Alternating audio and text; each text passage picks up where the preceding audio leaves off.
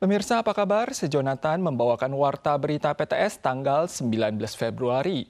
Kebakaran terjadi di sebuah kuil di Kabupaten Ciai kemarin. Salah satu anak laki-laki diselamatkan oleh perawat migran, kemudian kakek nenek buyutnya juga diselamatkan oleh petugas damkar.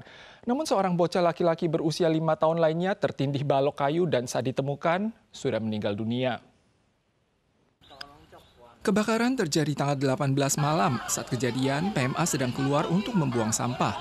Di rumah cuma ada 4 orang termasuk kakek nenek buyut berusia 80-an tahun dan sepasang kakak beradik laki-laki. Petugas damkar bergegas ke lokasi kejadian untuk menyelamatkan korban. PMA yang tiba di lokasi lebih awal berhasil menggendong dan mengevakuasi anak laki-laki berusia 4 tahun.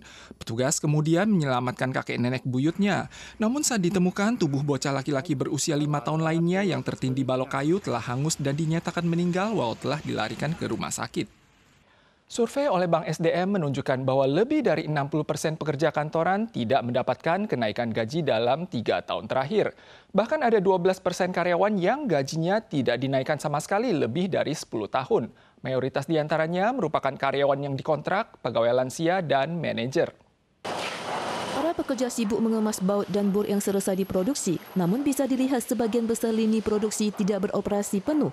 Pengusaha mengungkapkan bahawa pesanan yang menurun dalam beberapa tahun terakhir membuat kenaikan gaji karyawan juga terhenti pada angka 4 tahun lalu. 因为疫情的关系嘛，就订单就减量啊，最近又有这些战争的问题，不景气。 Menurut survei Bursa Kerja, lebih dari 60% pekerja kantoran tidak mendapatkan kenaikan gaji selama 3 tahun.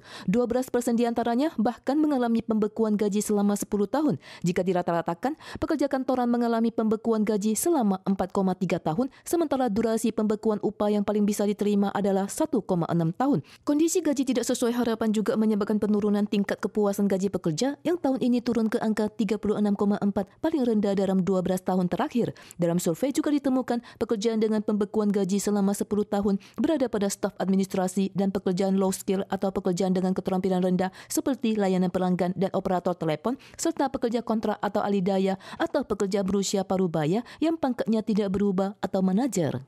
如果你是这种进入职场比较久的，已经是属于中高龄劳工的一个部分的话，甚至已经有这个主管职，在升迁管道不顺畅的情况下，可能也有导致10年以上没有调薪的一个这个情况。 Gaji reguler per bulan rata-rata di Taiwan tahun lalu mencapai 46.450 dolar Taiwan, meningkat 2,77%. Sementara rata-rata gaji total mencapai 60.984 dolar Taiwan, meningkat 4,39%. Keduanya lebih tinggi dari tingkat inflasi tahun lalu sebesar 2,18%. Ada bau menyengat yang merebak dari gerbong MRT Taipei jalur merah. Ada penumpang melaporkan bahwa mereka mencium bau tersebut.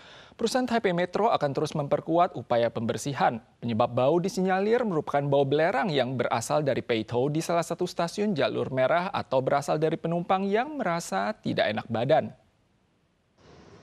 Staf kebersihan sibuk membersihkan kursi dan semua pegangan tangan dengan larutan pemutih yang diencerkan. Selain itu, filter udara gerbong juga dilepas dan dibersihkan. Setelah menerima keluhan penumpang di medsos, perusahaan Taipei Metro segera mengerahkan petugas untuk memeriksa namun tidak menemukan bau aneh. Kedepannya, mereka juga akan memperkuat proses pembersihan dan desinfeksi. Banyak penumpang yang mengatakan tidak mencium bau aneh, namun postingan netizen di medsos mendapat banyak tanggapan. Sebagian orang menyebutkan MRT Jalur Merah memiliki bau yang mirip toilet umum dan bau antara gerbong baru dan lama berbeda. Ada juga yang mengatakan sudah merasakan hal ini selama 4 tahun, yang awalnya mengira itu hanya karena masalah indera penciuman sendiri. Taipei Metro mengonfirmasi bahwa memang ada keluhan tentang bau tak sedap di Jalur Merah dan memperkirakan hal ini berhubungan dengan jalur yang melewati daerah Peitou yang kaya belerang. 红线大概经过北投这个流亡地区是不是会有一些ammonia的气味产生？ Taipei Metro menegaskan bahwa mereka melakukan pembersihan dan desinfeksi gerbong kereta secara intensif dan melakukan pembersihan mendalam secara berkala. Mengenai bau aneh, juga tidak menutup kemungkinan berasal dari penumpang yang sedang tidak enak badan dan mengimbau masyarakat untuk melaporkan jika menemukan bau tidak sedap. Hal yang sama juga pernah dialami kereta api Taiwan. Selain memperkuat pembersihan, perangkat pendukung juga ditambahkan untuk mengatasi masalah bau. Jumlah pasien yang berobat di UGD dan unit rawat jalan minggu lalu mencapai 148.000 orang, mencatat rekor tertinggi pada periode yang sama dalam 5 tahun.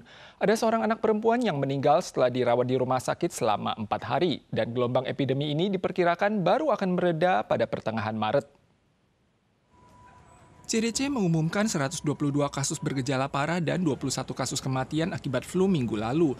Mayoritas terjangkit virus H1N1 tipe A.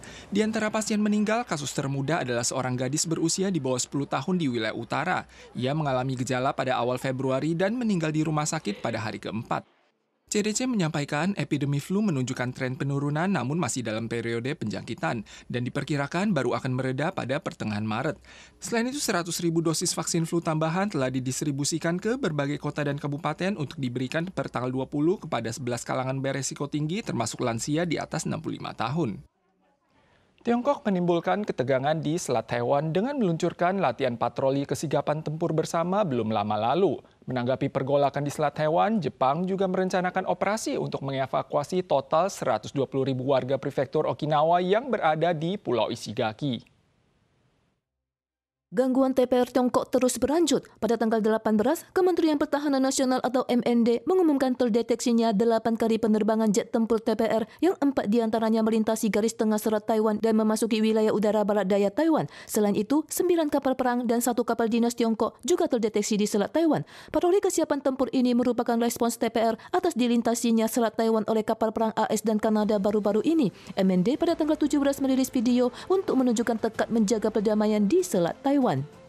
Menyadari diri sendiri akan terdampak jika ada masalah di Taiwan, Jepang telah menempatkan pasukan rudal anti kapal untuk pertama kalinya di pulau utama Okinawa pada tahun lalu untuk melawan ancaman TPR. Selain itu juga membuat rencana evakuasi yang mencakup evakuasi sekitar 120.000 warga dari Okinawa, Ishigaki dan Miyako ke Kyushu. 如果台海有冲突的话呢，那么美军很可能会来协防台湾。那么在这种形势下的话，共军可能会先攻击这个冲绳。 Menurut laporan NHK Jepang, pemerintah prefektur Fukuoka pada tanggal 17 menyebutkan rencana penampungan sekitar 47.000 pengungsi. Sementara 6 kota lainnya termasuk kota kita Kyushu akan menampung sekitar 20.000 warga dari Pulau Miyako. Para akademis Taiwan berpendapat hal ini mencerminkan kekhawatiran Jepang bahwa Okinawa bisa saja menjadi target utama serangan TPR.